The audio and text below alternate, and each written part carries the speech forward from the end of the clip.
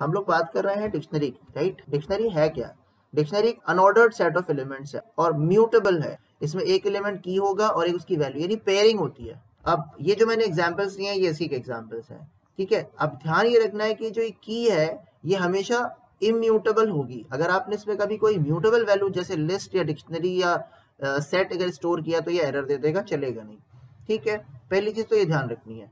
अच्छा, दूसरी चीज ये है कि इसके जो आइटम्स होते हैं, मतलब हम इस पूरे को एक आइटम मानेंगे, ये पूरा एक आइटम है, ठीक है। और ये हमेशा क्या होगा?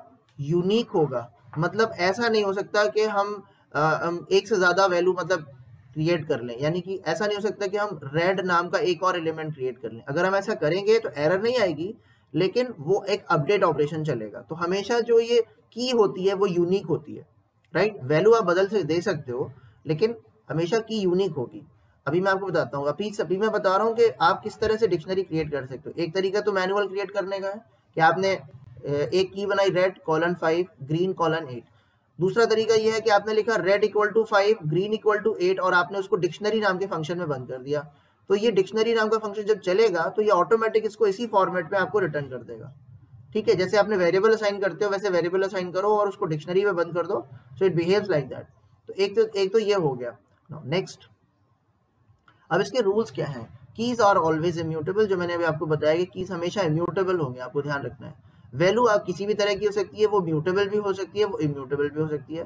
की विल ऑलवेज रिमेन यूनिक, क्योंकि पेपर में ये क्वेश्चन भी आ सकता है ना कि इसमें क्या एरर है, इसकी एरर फाइंड करो।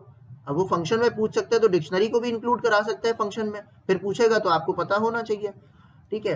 तो की जो है ना हमेशा यूनिक होगी। अगर आप उसमें डुप्लीकेट वैल्यू सेव करते हो, यानी कि जैसे ये लिखा है मैंने CS5 IP10 IP25, तो यहाँ पर एरर नहीं आएगी, बल्कि होगा ये कि ये जो IP25 है ये ओवरराइड कर देगा 10 को, तो 25 10 को हटा के वहां पर सेव हो जाएगा। तो एलिमेंट केवल 2 रहेंगे। अक्सर ये पूछ लिया जाता है कि इस तरह की डिक्शनरी की लेंथ क्या है, लेन ऑफ डी लगा देगा, तो इसका आंसर 2 आएगा, 3 नहीं आ सकता, ठीक है, क्योंकि अपडेट ऑपरेशन चल रहा हो। अब सवाल आता है कि सर हम प्रोग्राम बना करके डिक्शनरी में कैसे एक आइटम को सेव कर सकते हैं। तो आप यूजर से मांगिए की और यूजर से मांगिए वैल्यू और इसमें पास कर दीजिए। मतलब कहने का ये कि आपने एक डिक्शनरी खाली बनाई है और आप यूजर से कहते हैं कि मुझे रोल नंबर दे दो। उसके बाद आपने उस यूजर से नाम पूछा और इतना होने के बाद टी ऑफ रोल, इस पर्टिकुलर लाइन के चलने पर इस डिक्शनरी में रोल नंबर की हो जाएगा और नेम वैल्यू हो जाएगा। तो क्या हम ये वाली लाइन का सेट 5 बार चलाएंगे तो 5 आइटम स्टोर हो जाएंगे हमारी डिक्शनरी में कि नहीं? अब हमने यूजर से मांगा roll is equals to integer input roll और हमने उसका नेम मांगा, ठीक है। अब आपने क्या लिखा इसके नीचे? आपने लिखा डी ऑफ रोल। अगर आप डी ऑफ नेम लिख देंगे तो नेम को की बना देगा, D of roll is equals to name. और जब आप इस लाइन को चलाओगे और प्रिंट कराओ डी को आप, तो आंसर देखो क्या आएगा। रोल नंबर पूछ रहा है, लेट से मैंने लिखा 11, नेम लिखा मैंने सेफ क्लासेस, ठीक है। आंसर देखो क्या आया, 8 हो गया। तो क्या हम इस सेट को 5 बार नहीं चला सकते, n टाइम्स नहीं चला सकते? यूजर से पूछ के 4 बार 3 बार 10 बार नहीं चला सकते? चला सकते हैं ना।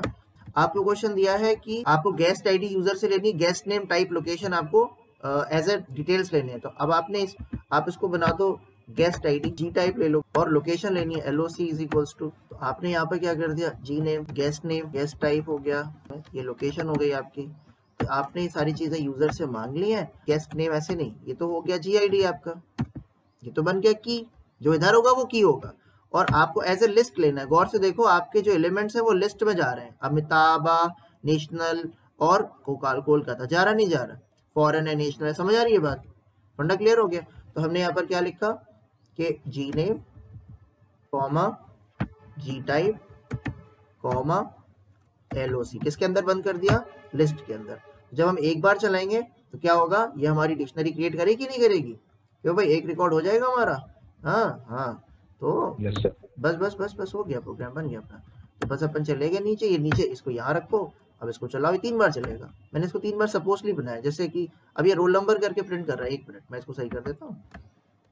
गेस्ट आईडी से चलाएंगे, guest ID let's say 11, guest name let's say Saif, ठीक है। Guest type national,